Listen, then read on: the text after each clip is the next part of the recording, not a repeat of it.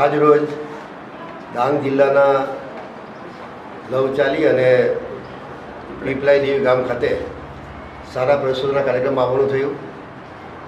2002-03થી આપણા ગુજરાતના તત્કાલીન મુખ્યમંત્રી શ્રી અને આજના દેશના યશસ્વી વડાપ્રધાન એવા આદરણીય શ્રી મોદી સાહેબે આ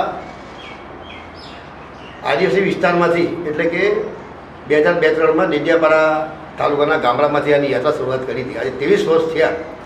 જોઈએ છે કે ભૂતકાળની અંદર 35% ડ્રોપઆઉટ રેશિયો રહેતો હતો. અધવચ્ચેથી બાળકો સારા છોડીને ભાગી જતા હતા. કેટલા એવા હતા કે જે નામાંકન પણ નહોતા કરતા.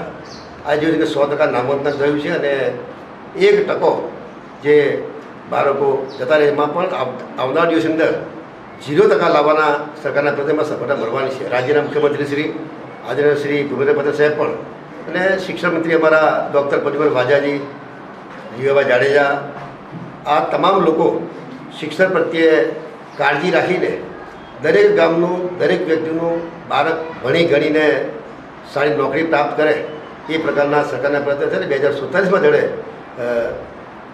આઝાદીના 100 વર્ષ પૂરા થાય ત્યારે એ નિમિત્તે તમામ વિસ્તારના તમામ બાળકો પણ ભણી ગણીને ખૂબ આગળ વધે એ પ્રકારના પ્રયત્નો. ત્યારે મને કહેતા આનંદ થાય છે કે આ ડાંગ જિલ્લાની અંદર પણ આમ મહારાષ્ટ્રની બોર્ડરનો છેલ્લો જિલ્લો આવ્યો છે અને પ્રાકૃતિક ખેતી માત્ર ડાંગ જિલ્લાની અંદર થઈ રહી છે. ત્યારે જે પેસ્ટિસાઇડ કે રાસાયણિક ખાતર ન વાપરતા ગાય આધારિત જે ખેતી કરી રહ્યા ત્યારે આજની જરૂરિયાત જે પ્રમાણે છે કે અનેક કેન્સર હોય, અનેક રોગોનું જે કારણ છે એને લઈને આ દવા જંતુનાશક અને રાસાયણિક ખાતરને કારણે થઈ રહ્યું. ત્યારે ડાંગ જિલ્લાના લોકોનું અભિનંદન આપું છું કે પ્રાકૃતિક ખેતી તરફ ફરીને જે પ્રકારે આપણા તો પોતાની કાળજી લીધી છે, પરંતુ તમે લોકો અહીંયાથી જે પ્રોડક્ટ બનાવીને અન્ય લોકોને પણ વેચાણ કરી રહ્યા છે ત્યારે એમની પણ તંદુરસ્તી સારી રહેવાની છે.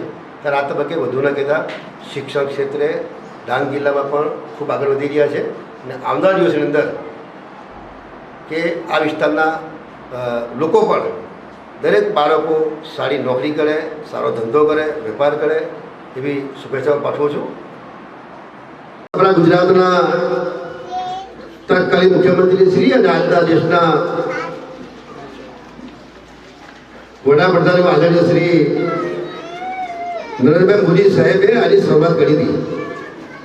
તો એ પહેલાં અનેક પરિવારોમાં સમજણ નહોતી કે મારા દીકરાને 6 વર્ષનો થાય, 5 વર્ષ થાય, ક્યારે મૂકવું સારી રીતે ખબર નહોતી. કેટલાય પરિવાર એવા હતા કે બાળકોને નાનપણથી શાળામાં ન મોકલતા એમને એમના પોતાના કામની અંદર જોતરી દેતા હતા. ત્યારે આ સારા પ્રશોત્સવ, ગુણોત્સવ, કન્યાભાઈ રથયાત્રા આવા કાર્યક્રમો દ્વારા એક જનજાગૃતિનું અભિયાન જે ચલાવવામાં આવ્યું અને એને લઈને મિત્રો આજે 100% નામાંકન પર આવ્યા છે અને માત્ર 1% આજે ડ્રોપઆઉટ રેશિયો છે એને પણ 0% લાવવા માટેના સતત પ્રયત્ન સરકારના એ આવનાર દિવસમાં 0% થવાના છે.